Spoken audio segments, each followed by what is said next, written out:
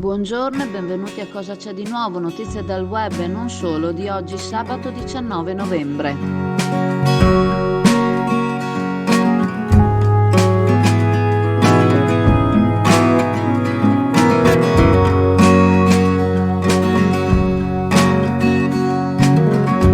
Tra qualche settimana il mercato orticolo di Brondolo festeggerà i 50 anni, un anniversario importante contrassegnato da dati che pongono quest'anno il quarto per fatturato tra gli ultimi 12. Un buon periodo quindi se si vanno a vedere i dati che riguardano il mercato, meno buono se andiamo ad ascoltare la parola degli orticoltori, i quali stanno facendo enormi sacrifici ma che in cambio non hanno il giusto controvalore. Al mercato non vengono più conferiti i quantitativi di radicchio che giungevano negli anni d'oro. Molti contratti vengono fatti sul campo, ma quello che preoccupa maggiormente adesso è la legge Madia. Questa richiede che le società partecipate che negli ultimi 3 anni non hanno prodotto fatturati medi di almeno 500.000 euro rinuncino al socio pubblico mettendo a gara la quota. Chioggia Ortomercato è un'azienda florida, in attivo, ma ha un fatturato che non arriva a tali cifre. Il rischio è che SST, il socio pubblico per conto del comune di Chioggia, perda la gestione del mercato, con i rischi che potrebbero derivare per il prossimo futuro. Ortomercato non genera buchi nelle casse comunali, ma utili seppur non a regime richiesto. Le specificità dell'azienda dovrebbero essere tenute da conto. Intanto il radicchio viene pagato molto poco agli orticoltori, tanto poco che talvolta la tentazione è di non portarlo neppure al mercato e talvolta succede, ma sugli scaffali dei supermercati il suo prezzo si mantiene alto. Il direttore del mercato orticolo, Giuseppe Boscolo Palo, resta convinto della necessità della costituzione di un polo agroalimentare, anche a sostegno dello stesso settore, un settore che come tanti ora soffre anche del caro gasolio, oltre che di tutti gli eventi che si sono susseguiti negli ultimi anni, dal lockdown che ha portato alla chiusura degli Horeca con conseguente crollo delle vendite, alla guerra che ha portato speculazioni che come risultato hanno avuto la diminuzione della capacità di spesa delle famiglie, anche nel settore alimentare. Per i produttori la sovrapproduzione provoca il calo del prezzo del prodotto immettendolo tutto nel mercato e l'unica alternativa ora sarebbe regolare l'offerta mantenendo alta la richiesta con l'utilizzo di frigoriferi, ma la spesa per la conservazione, ora come ora, con i costi energetici lievitati, renderebbe ancora remunerativo il prodotto?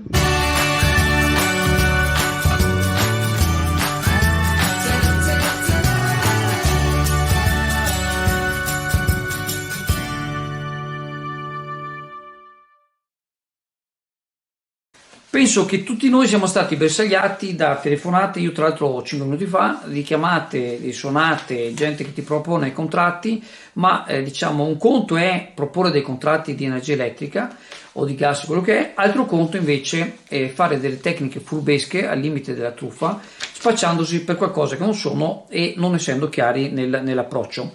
Penso che a tutti faccia piacere che appunto per questa pratica, diciamo con queste pratiche di telemarketing ingannevole, Enel e altre agenzie partner sono state multate per 5 milioni di euro da parte dell'antitrust.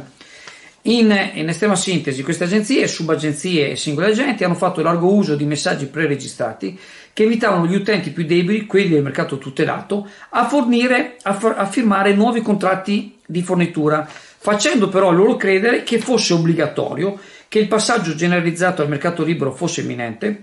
Per ora invece è prevista al 10 gennaio del 2024, quindi c'è ancora tutto il 2023, e senza spiegare bene ciò che questo comportava.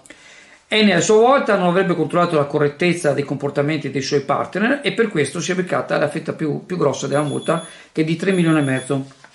È un ottimo segnale, soprattutto per le persone anziane che spesso sono cascate in questi contratti, diciamo, che è tutto da vedere se erano vantaggiosi o non vantaggiosi, perché appunto queste persone suonano alle porte delle case promettendo sconti, però vogliono farsi vedere le bollette e i contatori. In realtà è una pratica furbesca ai limiti della truffa, io direi una truffa, e perché serve per avere accesso ai dati privati che altrimenti dovrebbero ottenere spiegando che si tratta di un cambio di fornitore, cosa che è assolutamente legittima, ma va spiegata prima. Non va che uno suona e dice siamo Enel, dobbiamo vedere il contatore perché c'è il cambio. Devi spiegare, guarda, ti proponiamo un contratto. Ecco, Siccome c'è questo metodo che lo continuano a fare, perché lo continuano a fare, il consiglio che diamo è quello di, visto che Enel si sono presi 5 milioni di euro in multa, quindi possono essere sanzionati, il consiglio è, l'abbiamo dato tante volte, quando arriva queste persone a suonare il campanello, registrate col telefonino, potete fare la videochiamata sul vostro citofono e fatevi spiegare esattamente cosa vogliono, così li possiamo smascherare e vediamo se possiamo farli sanzionare anche questi.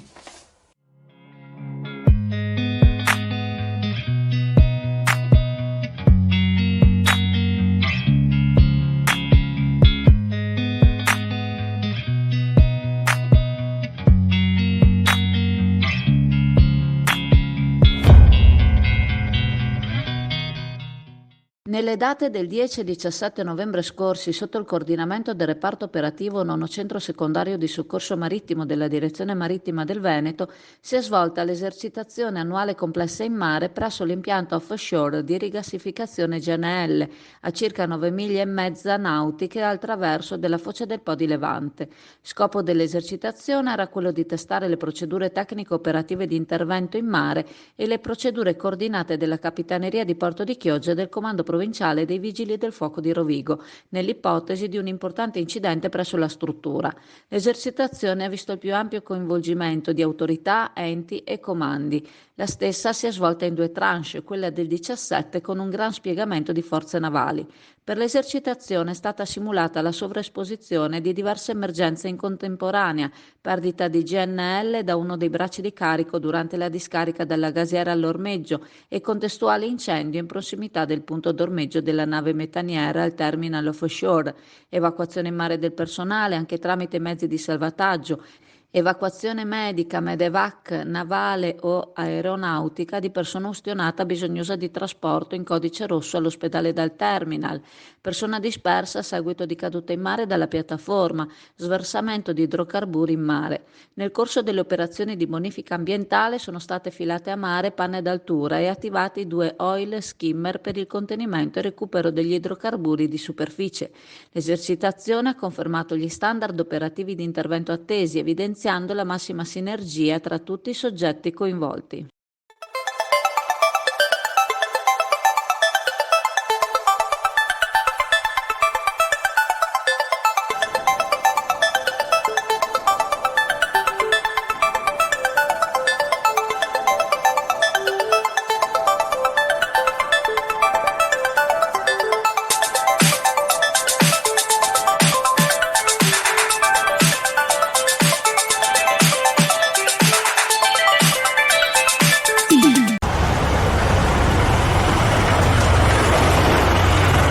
Per Chioggia Azzurra siamo con Maurizia Freddo, l'artista che sta esponendo al G1 in Calle San Giacomo dal 15, dal 16 di novembre fino al 30. Quadri tanto colorati, Maurizia. Sì, il colore è la mia caratteristica, rispecchia anche molto il mio carattere, per cui esprimo sulla tela quello che sento, ecco. Hai fatto un percorso nuovo rispetto all'esposizione precedente? Sì, come ogni artista mi sono un po' evoluta, ho fatto soggetti nuovi, mi sono cimentata anche su qualcosa di un po' più particolare e vado avanti così e sempre bene.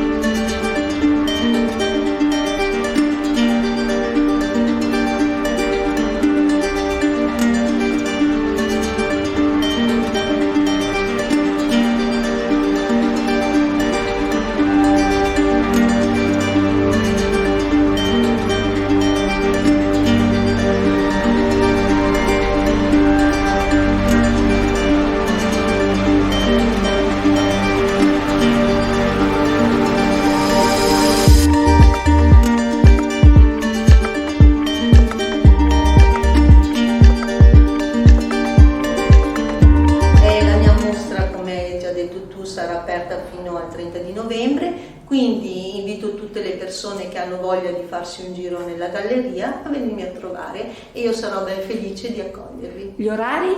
Gli orari sono tutti i giorni, la mattina dalle 10:15 alle 12:15 e il pomeriggio dalle 16 alle 18:30.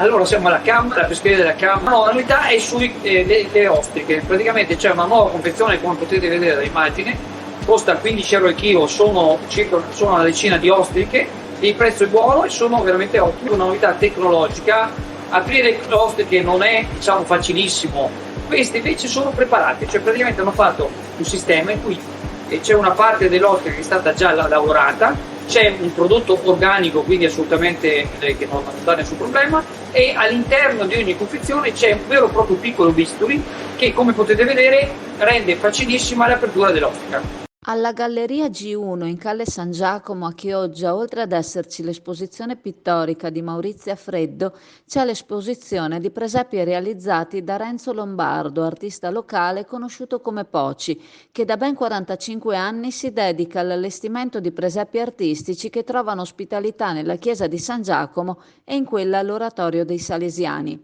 Alla Galleria G1 è collocata ora una collezione di piccoli diorami artigianali con varie ambientazioni, realizzati con tecniche tradizionali. Il sogno di Poci sarebbe quello di poter organizzare un corso per ragazzi a cui insegnare le tecniche per la realizzazione del presepio chioggiotto, in modo che la tradizione non vada persa, segno del Natale e di una cultura popolana che si tramanda. Oltre a Renzo Lombardo, un altro artista locale si è specializzato negli anni nella realizzazione di presepi, Manuel Voltolina. Questi, con la sua associazione La Bottega di San Francesco, ne ha realizzati di importanti, soprattutto per la chiesa dei Filippini, tra gli altri uno dei quali è stato richiesto da una casa di produzione e utilizzato durante una realizzazione cinematografica girata a Chioggia. Sarebbe interessante e turisticamente appetibile avere una mostra di presepi da tenere nel periodo natalizio. Poci e l'associazione ne hanno realizzati talmente tanti negli anni che averli ancora e poterli esporre sarebbe magnifico. Purtroppo la mancanza di spazio espositivo o solo per la conservazione fa sì che certe opere d'artigianato vadano perdute ed è un vero peccato.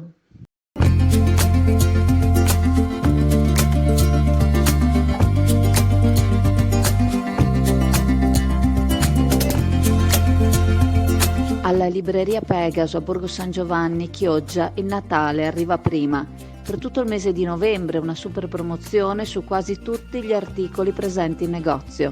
Passa a prendere i tuoi regali di Natale alla libreria Pegaso.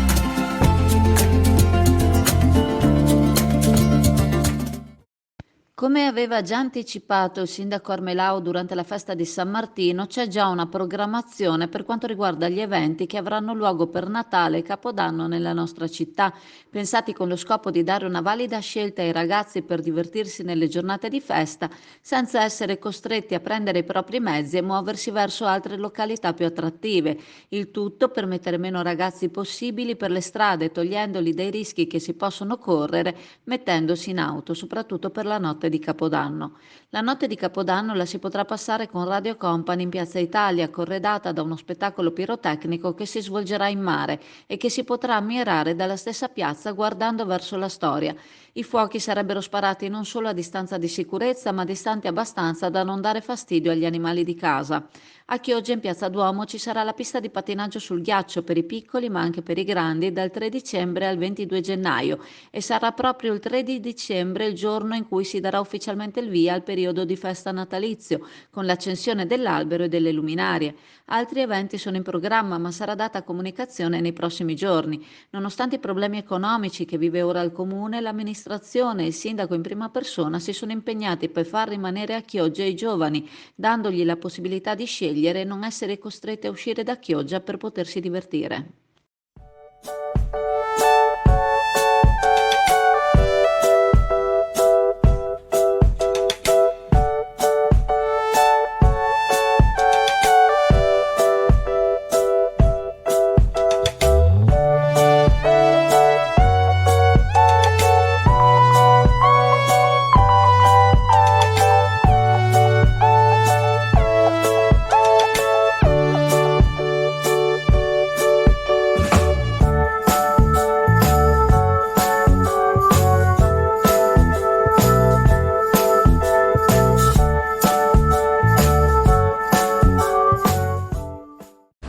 ora ci prepariamo a ombrelli e stivaloni? Diciamo che abbiamo già iniziato con una fase piuttosto variabile del tempo, con le prime piogge che hanno cominciato a interessare i nostri settori già da qualche giorno. Perché questo? Perché il flusso atlantico ha iniziato a muovere come non faceva da circa 14 mesi verso il Mediterraneo. L'alta pressione africana si è ritirata nelle sue posizioni, c'è un blocco alto pressorio sulle regioni del nord Europa e naturalmente questo crea un corridoio di perturbazioni che il vortice perturbato islandese, che è quello che poi porta effettivamente l'inverno sulle nostre zone, riesce a trasportare queste perturbazioni fino a ridosso, diciamo, del Mediterraneo. Avremo cieli piuttosto nuvolosi per buona parte anche del fine settimana, un po' migliore domenica a quanto visto, ma noi diciamo che portiamo l'attenzione sulla giornata di martedì, dove dovrebbe transitare la perturbazione più intensa probabilmente degli ultimi 7-8 mesi, se quelli che sono, diciamo, i modelli verranno poi affiancati dalle prossime emissioni modellistiche. Andando un pochino sul concetto, abbiamo questa perturbazione atlantica, nord atlantica, sospinta da venti molto forti di estrazione artico-polare marittima. Quindi cosa vuol dire? La perturbazione arriva dal Mediterraneo sospinta da venti molto freddi in quota, i quali da una parte porteranno molto maltempo su buona parte dello stivale italiano e dall'altra anche un forte abbassamento di temperature. Quello che ci interessa è che questa perturbazione, entrando in un mare così caldo, creerà le condizioni per un vortice ciclonico molto profondo, che attualmente alcuni modelli vedono addirittura sui 985-981 millibar. Un vortice così profondo sul Mar Ligure e Alto Tirreno significa venti tempestosi a regime ciclonico, quindi quello che interessa a noi sono i forti venti di Bora che sospingeranno poi la perturbazione a muovere verso est. Venti molto forti di questo tipo insisteranno per buona parte della mattinata fino al pomeriggio di martedì, proprio nel momento in cui noi avremo il picco mareale verso le 10, picco mareale che sarà molto molto sostenuto, quindi porre molta attenzione e prepararsi all'evento. Poi capiremo naturalmente come il centro previsioni maree muoverà le previsioni nei prossimi giorni. Iniziamo già l'allerta in sostanza. Ecco. Avremo una giornata molto molto perturbata fin dalla nottata sul lunedì, con forti piogge in buona parte d'Italia. Il lato tirrenico e il Friuli Venezia Giulia saranno le zone più esposte, dove avremo eventi piuttosto consistenti e ahimè anche un pochino pericolosi, visto l'insistenza del vortice stesso. Vortice che si colmerà entro la serata di martedì, poi portando già una giornata discreta mercoledì. Ovviamente questo passaggio farà da apripista a correnti molto fredde e un forte abbassamento delle temperature. Rimanete aggiornati per i prossimi aggiornamenti a tutti. Grazie, ciao. Grazie a te. Ciao.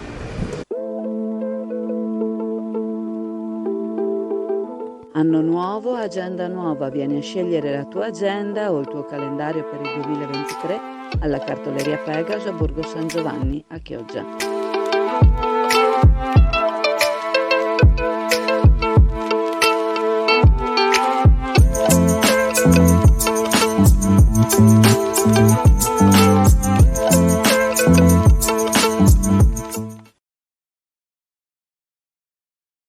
Ricordandovi che la farmacia di turno oggi, sabato 19 novembre, è la farmacia al Lido in Viale Padova Sottomarina. Vi saluto, vi ringrazio e se volete ci vediamo in negozio alla cartoleria Pegaso a Borgo San Giovanni, dove nelle giornate del 24, 25 e 26 novembre prossimi ci sarà il Black Friday con il 20% di sconto su zaini, trolley, astucci, borse e peluche. Ciao a tutti!